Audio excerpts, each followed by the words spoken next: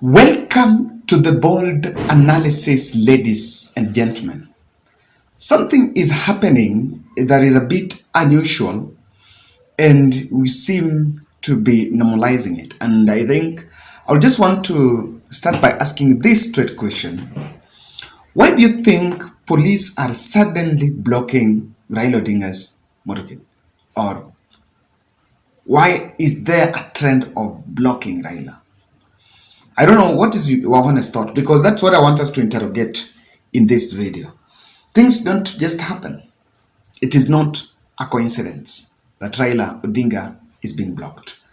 Kindly subscribe to our channel, click the notification bell, and like our video. Thank you very much for those who are supporting us from different parts of the globe. Asanteni sana. And on this Saturday, on Sunday, I'll sample three. I've realized that in this channel we also have some upcoming YouTubers who have been trying to reach out. So if you have a content that is related to leadership and politics in this channel, or on law, on matters law, kindly share. We will also help you to push that channel so that we grow together. I know that those who are struggling to get 1,000, we will. So that one is on Sunday. So just share in my WhatsApp, for those who have my number. Ladies and gentlemen, I want you to look at this photo in your screen. This is a photo that was captured yesterday around Milimani in Kisumu. Raila Odinga, after coming from Migori rally, was heading to the residence of Grace Onyango, the member of parliament, the first elected female member of parliament in this country, who passed on to condole with the family. And actually, I understand after that they were supposed also to head to his private residence, which is also around that place. But the police officers that had erected the barricades there blocked them, knowing very well the motorcade was coming, and of course they were expecting, because when Raila was coming through, they knew that the Raila Odinga motorcade was coming. In that motorcade, there were other leaders, including Jeremiah Kioni, Raila Odinga, Kisumu Governor Nyang'nyong'o, and there's also the motorcade for the governor of Siaya, James Orengo. Yeah, and the Azimio ranks and file were there.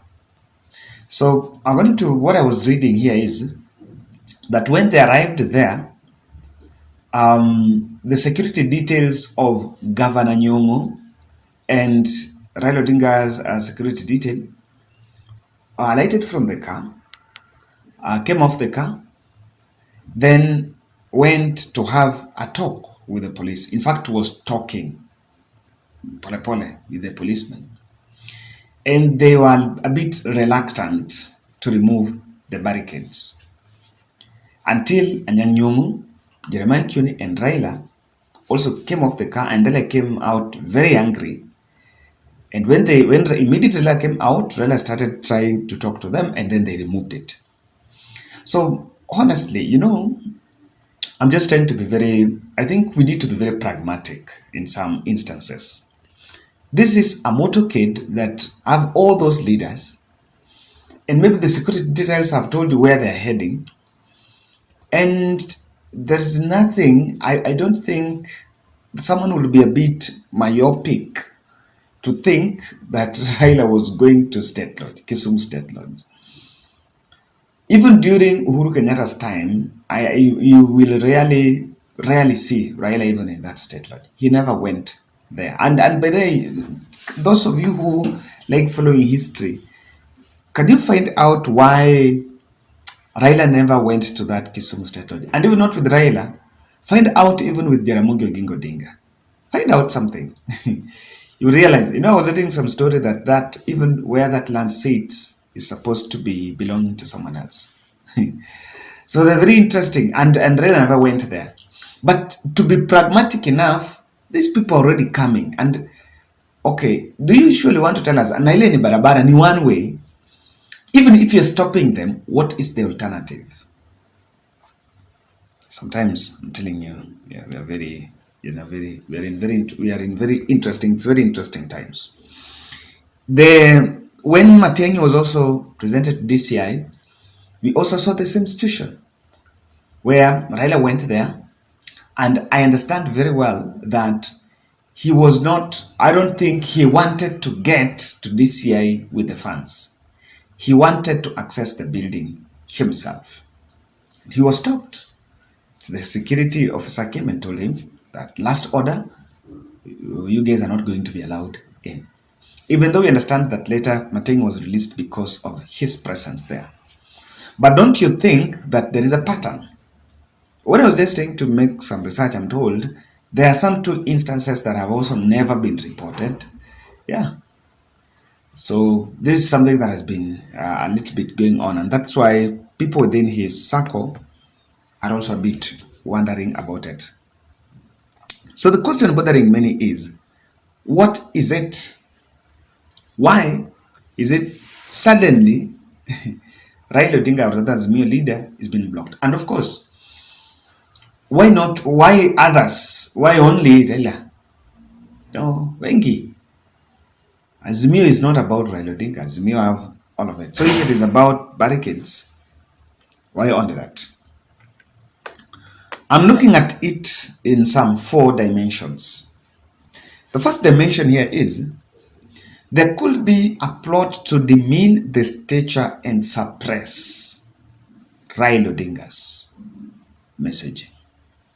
For the supporters and for those who are seeing these photos and videos going out, where he's being captured, coming out to confront the police, during Uhuru Kenyatta's time, and even before, even between 2014 to 2017, I don't think Uhuru really handled Raila Odinga with some dignity. You need to agree with that. And by that time, he was really seen as a man who, his stature was really up there. And after Uhuru Kenyatta left, and then we have the Ruto reign, his stature seems to be being punctured. For example, what would some other supporters see? They see a commoner. Like, huh? Ni Raila ameshuka naongea na polisi. Look at that. So that to some extent is a ploy to demean his messaging and stature. And I want to give a very straight word to Raila Odinga's communication handlers. I know that to some extent, when this is also coming out, it also draws some public sympathy around him, kana mtu ambaye ni kama mateso or something. But how I wish they just communicate without the photos, the messaging. In fact, they will just rather call a press briefing and say what has been happening. Call a press briefing and try to make a point out of it so that they give it a bigger picture.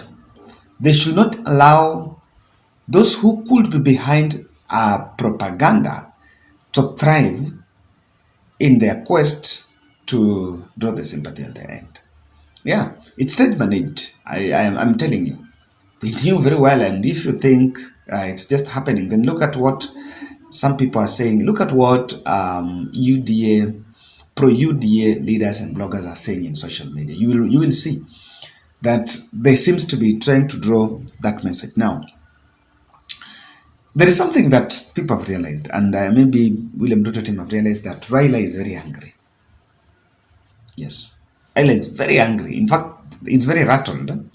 So they want to show that frustration, and just could be they're working with behind the intelligence to find out how can Raila anger spill over to test the ground.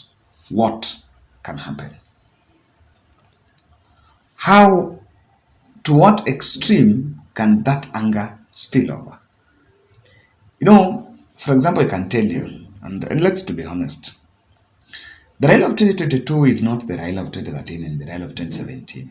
It's true, yes, because dynamics, people change, fanatics, of course things change. It's practical, very pragmatic. The Raila of 2013 17 is Raila that you could not block. Is Raila that you could, if you do that, supporters are out. So to me, they're just trying to tempt into what is really the strength of this man. What is the strength of Raila Odinga? And I like the fact that probably things are happening, but supporters are a bit restrained, because that restraint leaves those who are behind that intelligence a little bit flat-footed. Like, okay, what is it? What we expect is not what we are seeing. Three, maybe those who are the security strategists are looking at it in a way to show the public that security officers are ready to confront him. Maybe they're showing supporters that we are willing and we can confront Raila Odinga. So to some extent, it's supposed to send some shivers to supporters, but that has never worked. If there is something, and I can say it without fear of contradiction, if there is a strategy that has ever failed, and I don't really understand why people in the security sector stick to it, but that thing has never failed. Scaring people, trying to threaten, I think that strategy works in instances. They will work in some small confrontation within, some few instances. But in the national picture, that has failed. Let's take a good example. The bandits there, I know we are making progress. Our security forces are making progress. But the way they are retaliating, the stories of how they are also retaliating, the other day I read a story, I think it was published by The Nation, that immediately some security officers bombed a place. The said bandits came out and were shooting from the same place where I was bombed. Then I was like, what's going on? No. And I'm seeing still Ruto and Kindiki coming out threatening that what things will happen. We are threatening. The threat has failed. Because everyone else knows that at the end of the day, there is rule of law. You cannot just shoot people, and in the constitution, demonstration and picketing is accepted. Is in the constitution. So for those who normally use that, I've always been wondering why they keep on insisting on it while it never works. When people come out, they will come out. Yeah. Even Kindiki once said that there is the power of the people. And I analyze here, there is the power of the people. So if this is some intelligence behind it or a case of trailing, what exactly is happening? I want to read your feedback on this analysis.